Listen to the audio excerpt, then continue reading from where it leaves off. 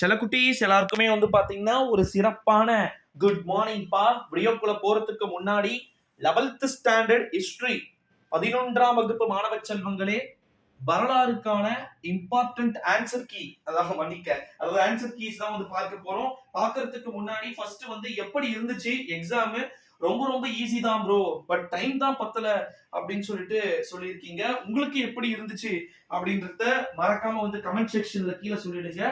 உங்களுக்கான answer key வேணும் அப்படின்னு ஆசைப்பட்டீங்கன்னா டிஸ்கிரிப்ஷன் கீழே டெலிகிராம் குரூப் லிங்க் இருக்கு, மறக்காம டெலிகிராம் குரூப்பை விசிட் பண்ணி பாருங்க. அப்பதான் உங்களுக்கு A to Z எல்லா ஆன்சர் கீயுமே பாத்தீங்கன்னா தெரியும். குறிப்பா 2 மார்க் 3 மார்க் 1 மார்க்லாம் அழகா எழுதிட்டோம் ப்ரோ, பட் 5 மார்க் நான் 2 டீட்டெயில் மிஸ் பண்ணிட்டு வந்துட்டேன். ரொம்ப ரொம்ப கஷ்டமா இருக்கு ப்ரோ அந்த 2 டீட்டெயில்ஸ்லாம் விடும்போது அப்படின்னு சொல்லிட்டு ஸ்டூடெண்ட்ஸ் எல்லாருமே அவங்களுடைய கமெண்ட்ஸ் சொல்லிட்டு இருக்கீங்க.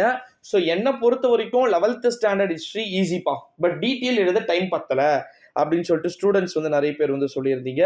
Tamil medium students, English medium ஸ்டூடெண்ட்ஸ்னா கூட தமிழ் மீடியம் ஸ்டூடெண்ட்ஸ் எழுத போற 10 லைனை 5 லைன்ல இங்கிலீஷ் மீடியம் ஸ்டூடெண்ட்ஸ் எழுதுவீங்க, பட் தமிழ் மீடியம் ஸ்டூடெண்ட்ஸ் ஒரு சில லைனையும் பிரீஃபா எழுதணும். ஓகேங்களா? உங்களுக்கு எப்படி இருந்துச்சு?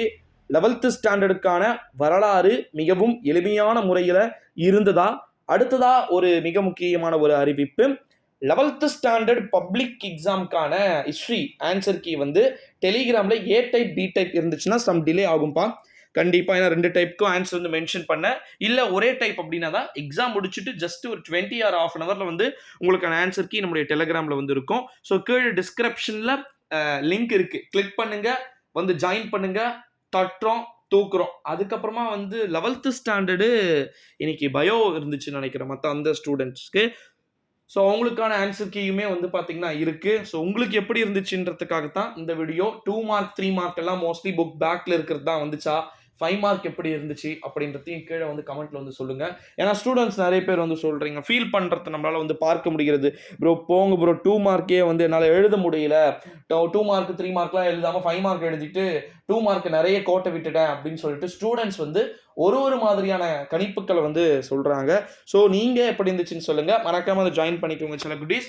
இன்னொன்று, ஓரளவு நீங்கள் எழுதி இருந்தாலே பாஸ், தமிழ் மீடியமா இருக்கட்டும் அல்லது இங்கிலீஷ் மீடியம் ஸ்டூடெண்ட்ஸா இருக்கட்டும், ஓரளவு நீங்கள் தேர்வுகளை ஒழுங்கான முறையில ஒழுங்கீனமாக இல்லாமல் அழகாக எழுதினீர்கள் என்றாலே நீங்க பாத்தீங்கன்னா ஆல் பாஸ் அப்படின்றத நம்ம ஷாரா கேரண்டி கொடுத்துடலாம் உங்களுக்கு. ஓகேங்களா? அது உங்களுக்கு பிரச்சனையே கிடையாது. ஸோ மறக்காம நம்முடைய சேனலுக்கு நீங்கள் புதிய பார்வையாளர்களா இருக்கிறதுக்கான சான்சஸ் இருக்கு. இருந்தீங்கன்னா சேனலை சப்ஸ்கிரைப் பண்ணிக்கணும்.